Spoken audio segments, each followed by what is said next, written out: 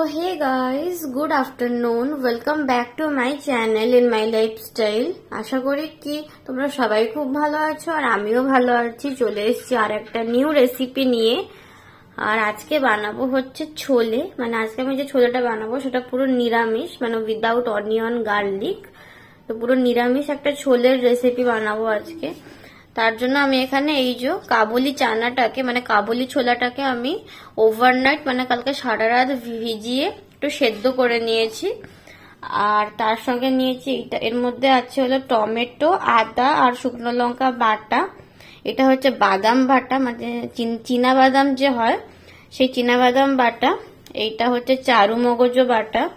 তার সঙ্গে এখানে আমি আলু নিয়েছি, এরকম ভাবে আলুকে কেটে ধুয়ে নিয়েছি।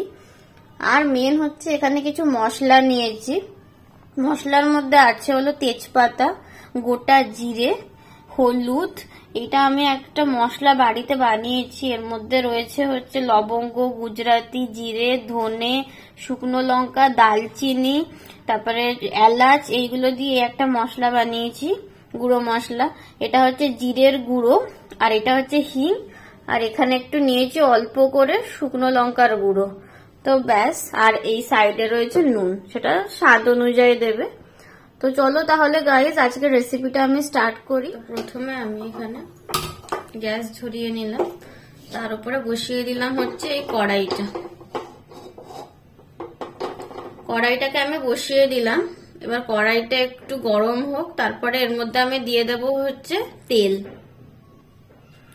তো এবার আমি কড়াইয়ের মধ্যে তেল দিয়ে দেবো। এই যে আমি কড়াইয়ের মধ্যে তেল দিয়ে দিলাম, আর তেলটা এখন গরম হোক, তারপরে আমি এর মধ্যে ভাজবো হচ্ছে আলুগুলোকে ভেজে নেব। আর এদিকে তেলটাও গরম হয়ে গেছে। এই যে এবার আমি এর মধ্যে আলুগুলোকে একে একে ছেড়ে দেবো। এইভাবে সব আলুগুলোকে আমি দিয়ে দিলাম, দিয়ে একটু নাড়িয়ে নেবো ভালোভাবে। আর এবার আমি এর মধ্যে দিয়ে দেবো হচ্ছে অল্প করে নুন। এই যে আমি অল্প করে এর মধ্যে নুন দিয়ে দিলাম। আর এর মধ্যে দেবো হচ্ছে অল্প করে হলুদের গুঁড়ো। তো দিয়ে এবার আমি এটাকে ভালো মতো সব একসাথে মিক্স করে নাড়িয়ে দিই।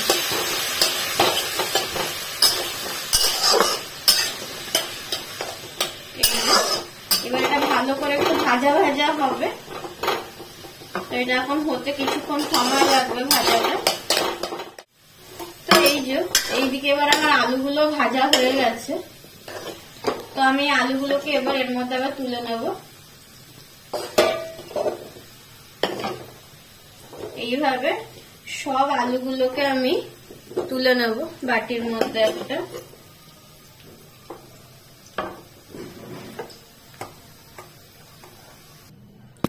এই যে আমার সব আলুগুলোকে আমি এইভাবে তুলে নিয়েছি।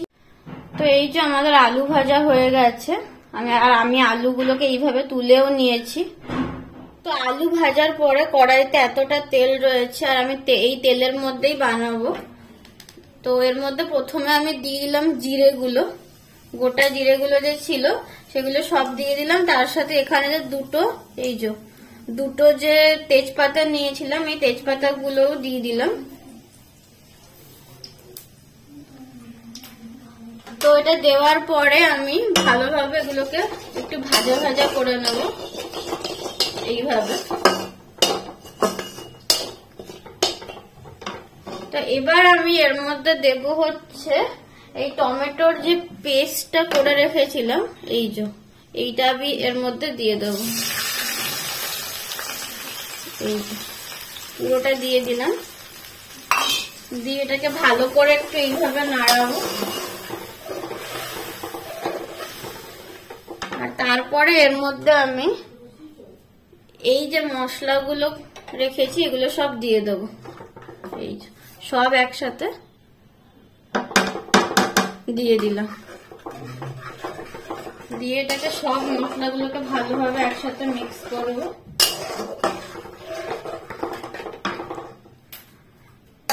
আর তারপরে আমি এর মধ্যে দিয়ে দেব অল্প করে নুন। এই যে নুন আমি এর মধ্যে দিয়ে দিলাম, দিয়ে এটাকে এবার ভালোভাবে আমি একসাথে সব মশলাগুলোকে মিক্স করে নেব।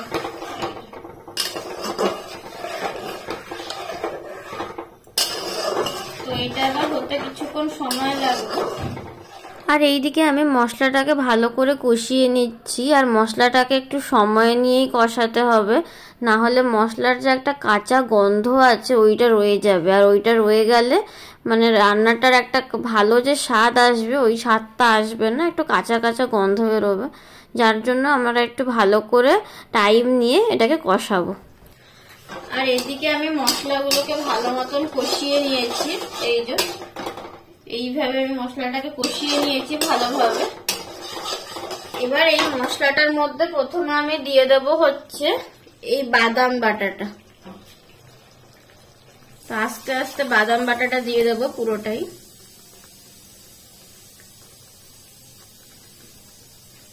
তারপরে আমি দেব হচ্ছে চারু মগজ বাটা। এই চারু মগজ বাটাটাও পুরোটা দিয়ে দেবো,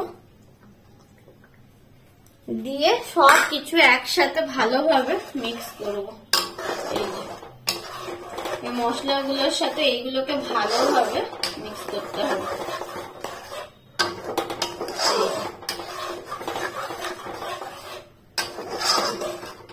এরকম ভাবে করলে একটা সুন্দর কালার আসবে। এখন এই সব জিনিসগুলোকে আমি এইভাবে একসাথে অ্যাড করে মিক্স করে নিচ্ছি। তো এটা এরকম ভাবে একটু মানে কিছুটা সময় ফোটার পরে আমি এর মধ্যে একটুখানি জল অ্যাড করে দিলাম। এই যে মানে এই মগের আমি হাফ মগের মতো জল অ্যাড করেছি। এই যে আর আমি গ্রেভিটা একটু পাতলা রাখবো বলে একটু বেশি করে জল দিলাম। তো গ্রেভিটা তোমরা নিজেদের মতন যেরকম মানে রাখতে চাও রাখতে পারো। দিয়ে আরেকটু জল লাগবে মনে হয়েছে, এটার জন্য আমি আরেকটু জল দিলাম।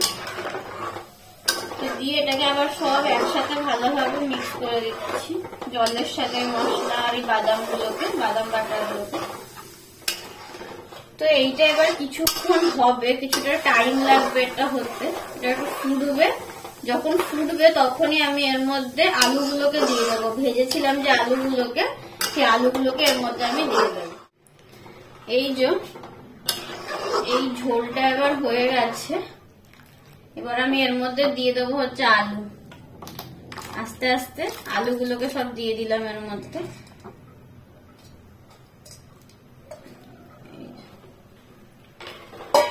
সব আলুগুলোকে দিয়ে দিয়েছি। এবার আমি এর মধ্যে দেব হচ্ছে এই যে কাবুলি চানা মানে ছোলে, এগুলোকে আস্তে আস্তে দিয়ে দিলাম। দিয়ে এবার এগুলোকে আমি ভালোভাবে সব একসাথে মিক্স করব।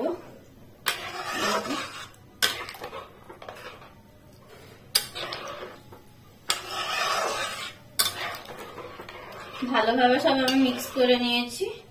এবার এটা কিছুক্ষণ হবে, এই 10-15 মিনিটের মতো, তারপর আমি নামিয়ে নেব। আর হ্যাঁ, আমি সবার শেষে এই লঙ্কাগুলো দিতে ভুলে গেছিলাম। কাঁচা লঙ্কাকে আমি দুটো কাঁচা লঙ্কাকে এইভাবে মাঝখান থেকে ফেড়ে দিয়ে দিলাম। এই দিয়ে এটাকে ভালোভাবে এইভাবে নাড়িয়ে নেব। তো এটা কিছুক্ষণ এখন হোক 10 মিনিটের মতন, তারপর এটা রেডি হয়ে যাবে 10 মিনিট পরে। তো এটা এখন হোক। তো এই যে এইটা আমাদের এবার হয়ে গেছে। আর আমি একটু এইরকম গ্রেভি রেখেছি, গ্রেভিটা বেশি মোটা রাখিনি, একটু পাতলা আছে। তো এটা আমাদের হয়ে গেছে রেডি। এটা এবার আমরা নামিয়ে নেব গ্যাস থেকে। এই যে আর কালারটা দেখো কত সুন্দর এসছে। তো চলো এবার এটাকে আমি নামিয়ে নিই। আর এই যে এইদিকে আমাদের নিরামিষ ছোলে অলরেডি রেডি হয়ে গেছে, আর আমি তাকে সার্ভও করে নিয়েছি। তো আজকের এই রেসিপিটা তোমাদের কেমন লাগলো অবশ্যই আমাকে কমেন্ট করে জানিও। আর যদি ভালো লেগে থাকে অবশ্যই একটা লাইক, শেয়ার, সাবস্ক্রাইব, কমেন্ট করে দিও। তোমাদের সঙ্গে দেখা হচ্ছে নেক্সট ভিডিওতে। সবাইকে টাটা, সবাই খুব ভালো থেকো আর সুস্থ থেকো।